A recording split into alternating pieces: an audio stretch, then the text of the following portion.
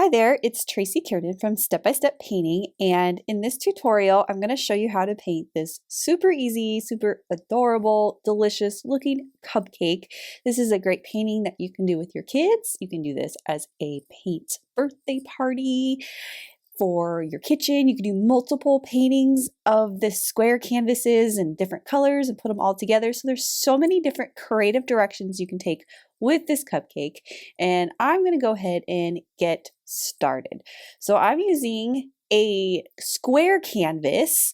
This is a 12 by 12 canvas. You can do this on a rectangular canvas if you wanted to, or any similar size square canvas will be fine, but this is a 12 by 12.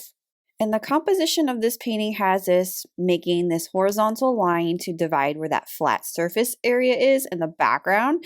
So what I'm going to do is I'm going to take my T-square ruler. If you don't have a T-square, you can just get any straight edge and kind of estimate about a third of the canvas. We don't need to measure, and really the distance doesn't matter. So just enough amount of space to where our cupcake's going to be situated on a flat surface. So this is about at the third of the way up the canvas. So I did a straight line and just kind of make sure it's even on both sides. And we are going to go ahead and paint the background. So I'll be using this 3/4 inch flat wash brush. So you can use any size flat brush. It doesn't have to be that exact one. And I'm going to use the colors bright aqua green and titanium white. So that's the Liquitex BASICS bright aqua green, and this is the Artist Loft titanium white. Colors can be easily adjusted with this painting. So if you're doing a different color, choose, for example, purple plus white. So any color plus white. Double load it, so load it in both of those colors. And we're going to do a very abstract background here. And the reason why I put my brush in a little bit of water is because it helps get it to flow a little bit better. But I'm painting in circular strokes, and I am getting that blue and white to blend together, but not all the way, because I don't want my color to be all the same solid aqua. I want some lighter areas and some darker areas, so it gives the background something interesting. And there's just a lot of creative things you can do with this. If you wanted to add maybe like a rainbow background, you could do a blend of, or two different colors. You can blend that blue to maybe a lighter green or a lime green color. But I'm just going to keep this simple and just do the blue and white. So what I'm doing is the same circular stroke thing all throughout the canvas, everything above that horizontal line I drew. So I'm not going to paint below the horizontal line. So this is a super easy, simple technique. If you're doing this with kids or beginners, you can even try one of those paint sponges that allows the paint to spread sort of faster, so they don't have to spend a lot of time filling this all up with that one brush. So the same technique helps with one of those sponges if you wanted to do it that way. I'm just providing a lot of flexibility with this tutorial because there's so many different directions you can take with this. And I'm just going to keep applying that paint in that circle direction thing so that the background looks abstract, kind of cloudy and swirly, and a good backdrop for our yummy cupcake. I am going to go silent here while I finish up this step, and then when I'm done, I'll let you know what we're going to do next.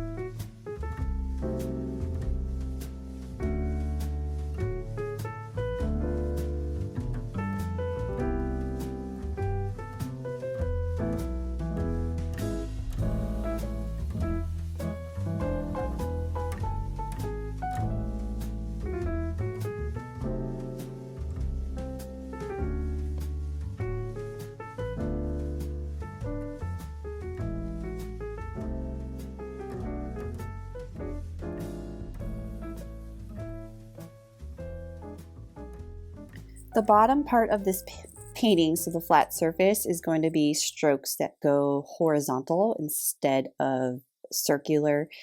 You can change the colors of the bottom. I decided to stick with the same aqua and white combination. So what we're going to do is we're going to make this gradient to where it is lighter in the back and it gradually gets darker on the bottom. That'll create enough contrast against the background so that your flat surface will stand out. So what you're going to need to do first, now if your brush is overloaded, you may need to wipe it, but you don't need to rinse it or anything like that. Load it with the white, start in the back and do left and right strokes with the white. So you want to define that horizontal line that we drew in the beginning, but it doesn't have to be perfectly straight. Mine is kind of lopsided, and that's okay. It's going to be disguised by that cupcake anyway. And you'll see how that white gradually blended with that turquoise. So we want to do kind of a gradient. When you get towards the bottom, grab more turquoise on your brush, start below that white, and gently blend it up into the white. So to get that lighter color to blend with that darker color, you would just gently brush over the area where those two colors meet. Grabbed a little bit more white on my brush to get that white to kind of go down below a little bit, but you just keep brushing over the area where those two colors meet, and that's how you get those two colors to blend together into that really pretty gradient. So we have the framework for the base, the table surface or flat surface or wherever our cupcake is sitting on. We have that ready to go. But I want to do something else fun to this background because it's kind of plain, a little boring. I want to do some polka dots in the background, and I'm going to do that with my index finger. Kind of fun to do, especially if you're painting with kids. Kids like to use their fingers to paint, and it's super easy. It makes a really cool technique here. So I'm going to use my index finger and wipe some of it off. You don't want too much on your finger, so I'm just going to press and turn, and it's going to make these blurry polka dots in the background. So in order to make it look blurry, you can't have a lot of paint on your finger. So when you load it, you want to wipe it off on your palette a little bit and then go ahead and do your blurry dots. So it's kind of bright in the middle and it kind of gets blurry. So I'm just going to do that all over. I suppose if you don't like to use your finger, you can use a sponge for this technique. I was thinking maybe if you did stripes or zigzags or some other kind of design in the background, you can try it. It might be a little too busy for the background. You may want to wait until after you do the cupcake and then decide if you want to add some more designs in the background. But just a subtle little polka dot thing is what I envisioned for this background. So this is such a fun technique to do. You can do your circles all different sizes if you want. If you want to make them the same size, you can do that too.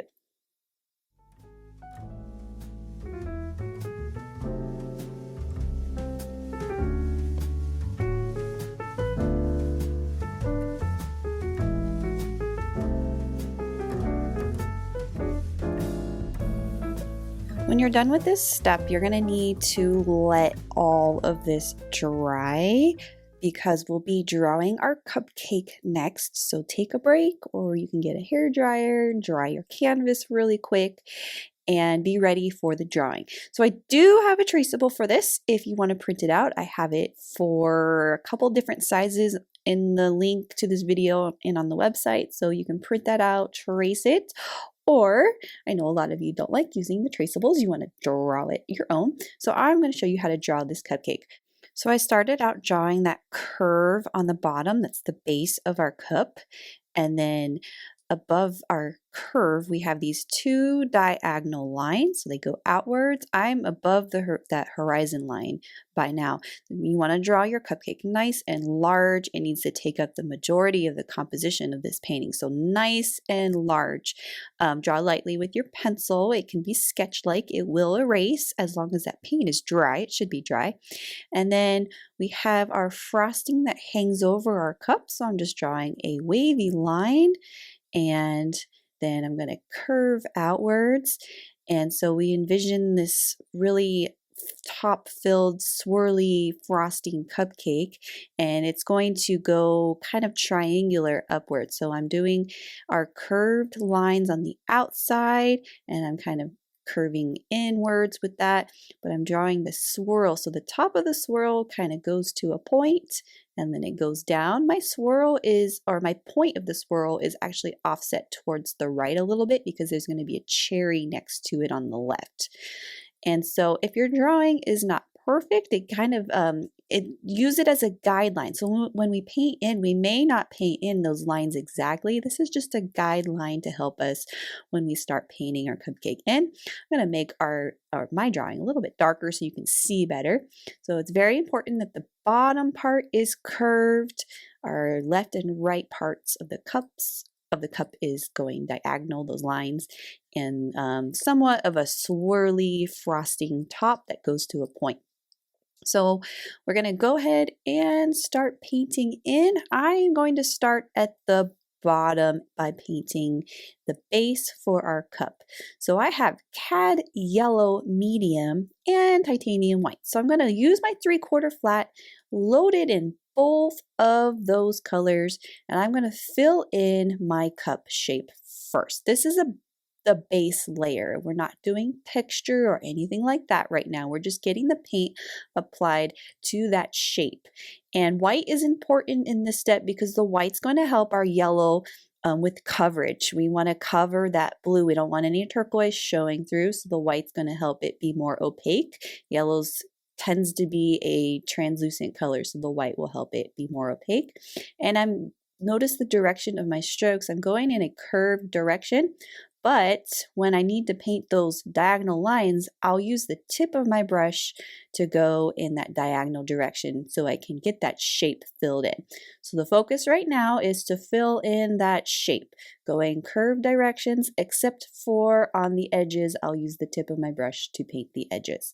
And it's okay that my yellow and white are not blended all the way. I'm going to purposefully not let them blend all the way. I like that color variation in there. And know that there's going to be another layer on top of this, and that's going to be where we'll paint the cupcake texture. This is just the base layer.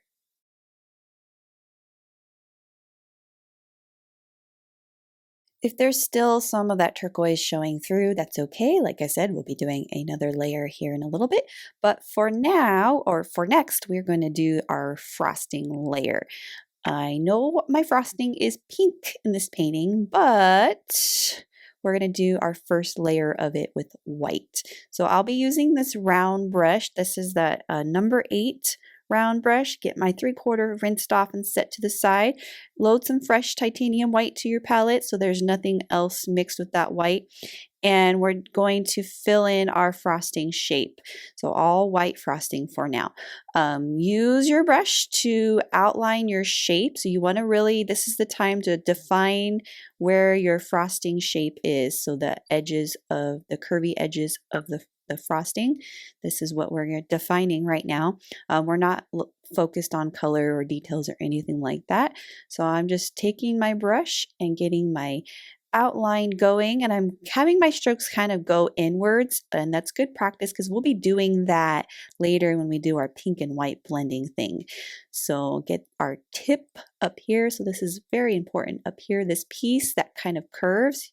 Want to make sure that it goes to a nice point at the top. If you need the paint to be a little bit more flowy, that kind of helps get your point. You can add a teeny bit of water to it, but don't add too much water to it. And then once you get the outline of the shape in, go ahead and fill it in. And I call these contouring strokes because they're going in a curvy direction.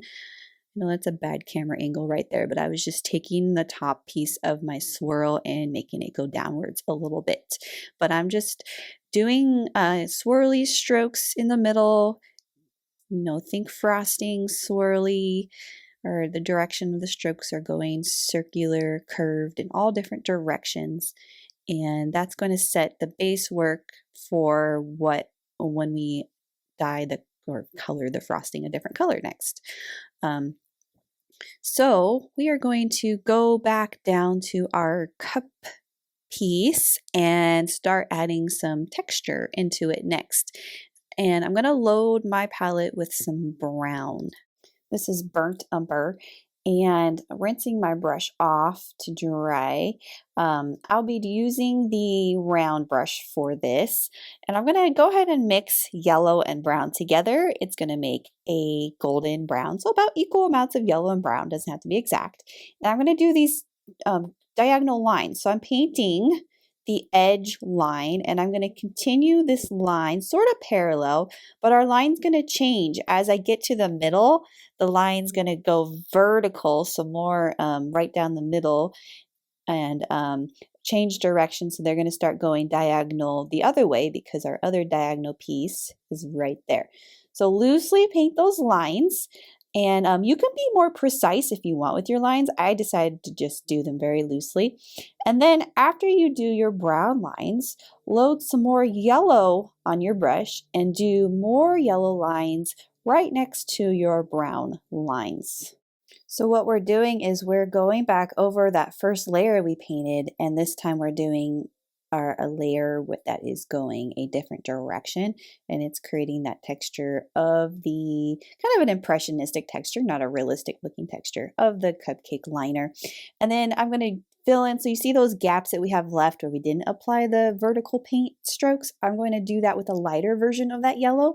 So I mixed some white into my yellow, and I'm going to go in and do that again, a little bit more white so it stands out. So we have 3 different colors in here. We did that brown, we did that yellow, and we did that white. So I'm going in between those, doing those directions of the strokes, and a little bit of that turquoise is still showing through right under that frosting. I'm going to wait until after I finish my frosting to really go in there. But I guess I could take my paint and go all the way up if I wanted to. Outline the bottom piece. Make sure your bottom piece of that cup is nice and defined, especially the edges. I'm just filling in this right edge over here with a little bit more brown to get that piece more defined there. So there's our cup part of the texture, and I'm going to go back in a little bit more brown on those brown lines there. These are very, very loose style strokes. We're not doing a realism piece. We're doing more of an expressive, loose cupcake. Super fun, easy.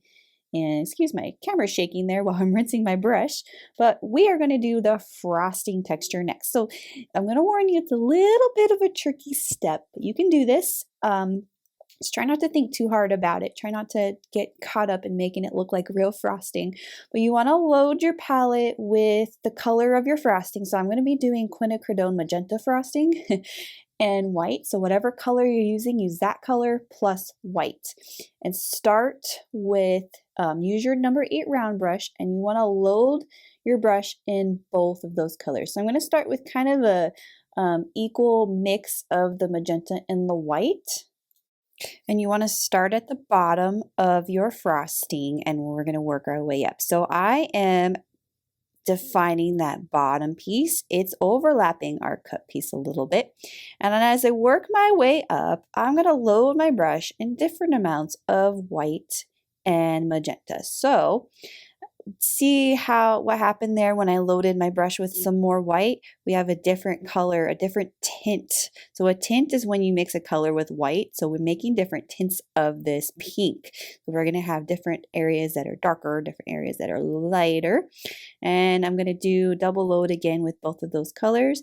And I'm just going to do these layers. So this piece is going down and swirling around, and I'm just grabbing some more white and swirling. It's important not to keep going over your strokes and over blending, because if you do that, everything's going to turn into the same color, and then you're going to have to wait for it to dry and go back over it so that you have different tints in there that show up. So you want the contrast of the lighter and the darker to show up.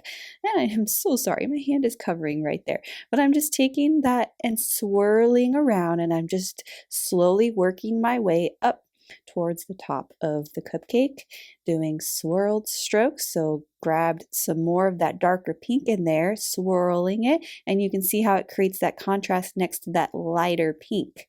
And you just want to keep doing that and creating the folds and the curves with the pink. So I'm kind of doing a pattern here. That time I loaded the more of that lighter color in there, and I'm curving up. Your brush will get overloaded, so have a paper towel handy to wipe off, and especially when everything is all of a sudden the same color, you will need to wipe it off so that you, or even rinse it off and start over so that your colors can start to vary better for you.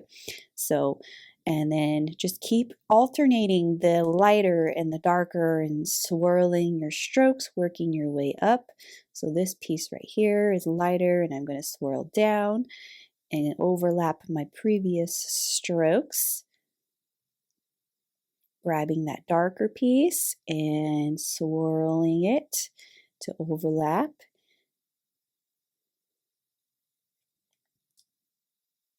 Grabbing that lighter piece, going back over it. And then again, don't overwork this. Don't keep going over your strokes. And when this dries, and if you wanted to add more highlights or more shadowing to it, you will be able to do that. So just make sure it's all covered. You don't want to have any of the turquoise background still showing through. The layer is super thick. If you noticed, I'm loading my brush with a lot of paint. So it's super, super thick strokes here. That's going to help with the coverage, and that's going to help make sure that you're not having any of that turquoise show through. So I'm just going back over and applying more white and more of the magenta in some areas, just being really careful not to over blend, getting my magenta in there. If you like how it looks, you can stop, but I'm going to keep kind of rendering some of these folds in here by adding some more darks and lights. If you start to notice as you adjust your darks and lights that everything all of a sudden is starting to look all the same color, that's a good indication to stop, let it dry, and then come back to it later if you really want to add some more shadows and dark areas. But I'm gonna rinse, or actually dry. You can rinse the brush if you want, or wipe it off. I'm going to do the cherry next. So the cherry is actually all Quinacridone Magenta. If you wanted a red cherry, you can load some red paint on your palette, but I don't have red as the color in this painting tutorial. So with the cherry, it is on the top left area, and it's kind of pressed into the frosting, so we don't have the full circle, we have kind of a half circle, and I'm just taking that brush and painting that circle. And then the stem of the cherry is going to be done with brown. If you wanted a black stem, you can grab some black paint if you have that available. I'm just going to use what's left of my brush here to outline this bottom part of the cupcake and some of the folds with that darker magenta color.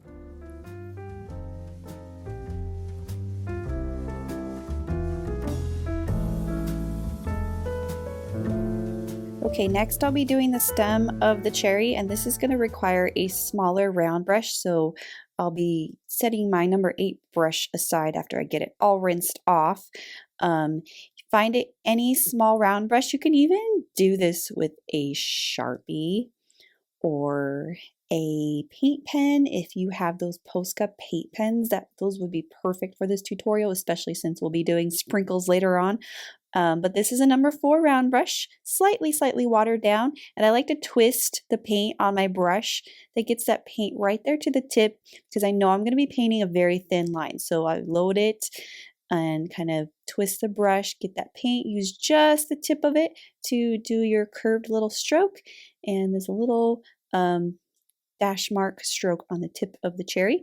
I'm going to do a little bit of shading. This is a very subtle thing, but mixing a little bit of brown with that magenta is going to help give you a little bit of shading on the bottom left area of your cherry. It makes a very subtle difference. You can kind of see how it made that part a little dark. I'm not going to do the highlight until that magenta is dry all the way, because otherwise that white from the highlight is just going to mixed too much with that magenta. Next, I'm going to show you how to do a shadow underneath our cupcake. This is always such a great technique because it really makes it look, oh, realistic because you have the shadow under your still life object. But to do our shadow, we're going to mix a little bit of brown into the turquoise or the aqua green color that you have on your palette. That's going to make your aqua a darker version of that color. Use your 3/4 inch flat wash brush and paint your shadow area. So there's very, very little paint on my brush here. You don't want to apply it too thick, but do kind of curved strokes underneath your cupcake. And you can even grab a little bit more brown to create some depth in your shadow area. So right here, right below that piece is that brown, and I'm just going to do that darker piece and just kind of blend it down into the rest of my darker turquoise color, and see how it kind of just fades out on the bottom. I'm going to actually extend this color. I like how this dark turquoise looks, and I want to kind of extend it throughout my table surface area. Not required, but it's just kind of a creative direction I wanted to take. So I'm taking that turquoise or that aqua that's a little bit darker, and it's not as dark as the shadow area under the cup piece, but it is darker than the rest of the surface area. And I'm just applying it left and right strokes to the left and right side of the canvas.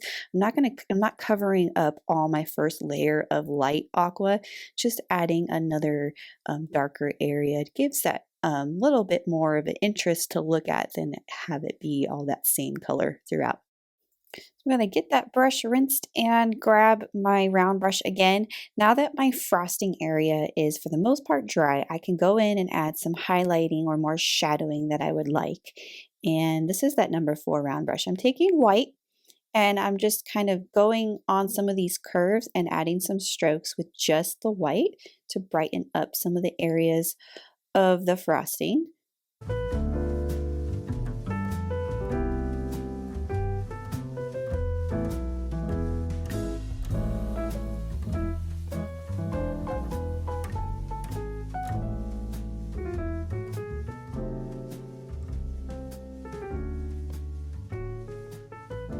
Next, I will do the highlight on the cherry. So now that that cherry color is dry, so I'll do the number 4 round brush and titanium white and just do a little kind of curved mark on our cherry. Then I'm going to go in and add more to my more white to my cupcake or my cup texture thing. So the kind of a white line to the left of our brown line adds to the texture in there, kind of gives it a little bit of contrast next to that dark color. And then a few more highlights on our frosting. It's kind of hard to stop yourself. Frosting's so much fun and it makes it look super delicious and yummy.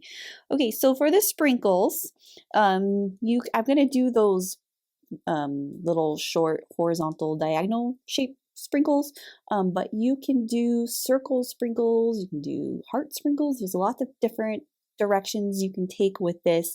This would be perfect if you had those paint pens, a lot easier to use than the small round brush, but it's up to you. So I am just doing different colored sprinkles based on the colors that I have on my palette already. If you wanted different colors and you have other colors available, you can do that. You'd be surprised what you can make. So if you wanted to do orange sprinkles, you can mix the yellow with the magenta and that'll make orange for orange sprinkles. You can add white to any of your colors to kind of make different tints of the colors. So I'm just basically using the colors on my palette and making different sprinkle shapes all throughout the frosting. It really looks good if you use a contrasting color from your frosting color. So this white really contrasts from those darker colors in the pink. But that's how your sprinkles will really stand out. And adding white to the yellow helps it be more opaque too. The turquoise kind of contrasts, so just colors that pop and stand out. And Some final touches with this, we have, if you have pencil marks still showing, as long as you didn't paint over those pencil marks, they'll erase. So I'm doing that right now with the eraser, and I'll use the blow dryer to blow the eraser marks away. But that is it. This is the conclusion of how to paint a cupcake painting tutorial video.